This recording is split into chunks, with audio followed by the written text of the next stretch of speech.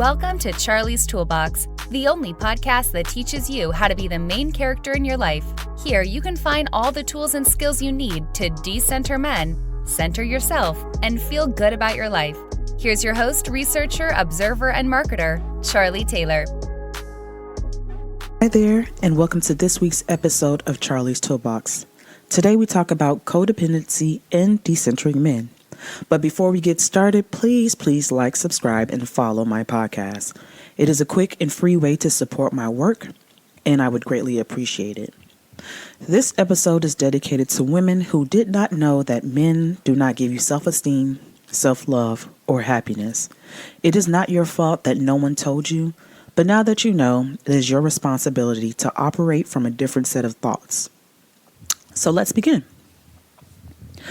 Codependency often has its foundation in your family dynamics. You learn in one way or another that relationships are built on sacrificing, being useful, disregarding your needs, and never developing boundaries. You see the dynamic play out with a mother and father, where the mother is likely sacrificing herself for the stability of their family, or children and their need to support their parents or to be good for their parents. When children are shutting themselves down and hiding their desires to keep the peace in the household. In both examples, there is an overly responsible party and an under-functioning party, or in simpler terms, a giver and a taker. The giver prioritizes taking care of the needs of others to the detriment of themselves, and the receiver happily takes what they give.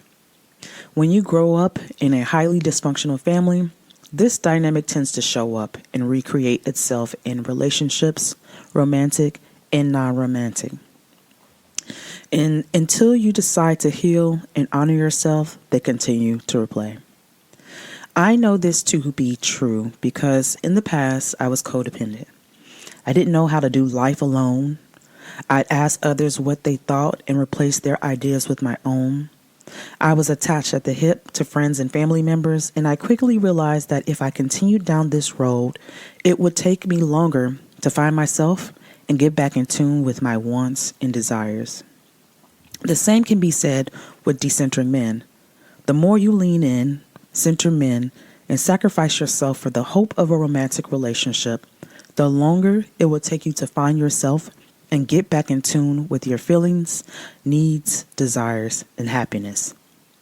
The healing process for codependency and decentering men are very similar because they both recognize that someone else is at the center of your universe. They both stress that something must be done about this. They recognize that there is an imbalance of power in your relationships, which is why when you work on one, the other tends to follow. It's like once you build the muscle for one, it's easy to apply the same muscle and skill to the other. So here are some things you need to know about the process. 1, it will initially be an extremely emotional and doubtful process. Remember, in both instances, you are taking back your labor, energy, resources, and power. Consequently, people will react badly. They will make you feel guilty, gaslight you, or make you feel bad about yourself because they want what they lost. Or they will offend you and be offended that you took away their right to make decisions over your life and will make a fuss about it. Essentially, they are throwing a temper tantrum because you took their toy, aka you, away. So expect the backlash because it will likely happen. And when you expect it, you won't be so distraught because you know that this is a part of the process. 2, both require you to replace your center. Right now, you are not the center of your world. You predict others' thoughts and actions. You think about what others need and want. You do it because you want to please others and you like the way it makes you feel. You want to be seen as useful, or you think for you to be valued, you must do something. After all, their reaction to you and your labor makes you feel good about yourself, which is why you continue to do it. So if the feeling you are seeking is feeling good about yourself, you must remove the labor and go directly to the source. How can you feel good about yourself outside of trying to prove it? What do you need to know to understand that as you are, you contribute to the world? Number 3, the biggest thing that made me feel good about myself was simply accepting myself and stop focusing on changing it. And this is a process that helps you unravel codependency and decentering men.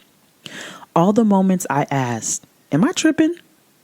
I just decided that my reaction was the truth. The parts that I disliked about myself, where I wished I was friendlier and went along to get along, I just decided that that was not me and accepted that who I am will draw in what I need.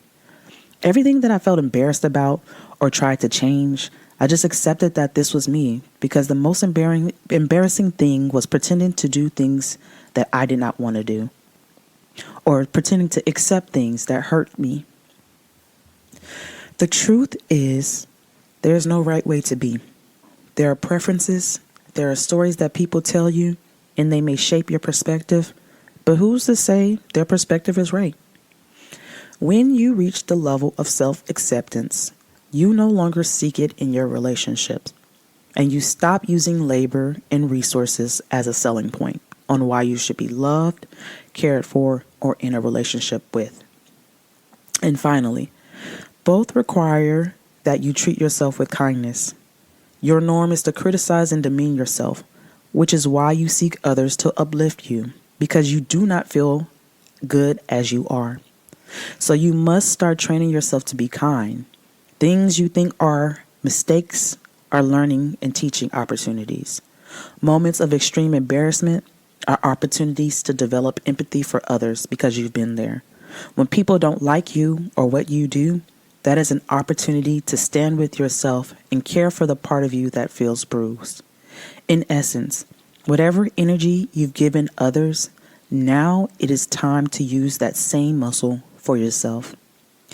Remember, both codependency and men give you the illusion that they are necessary and required for you to live. But both of these things are social lies. And on that note, take care, Charlie.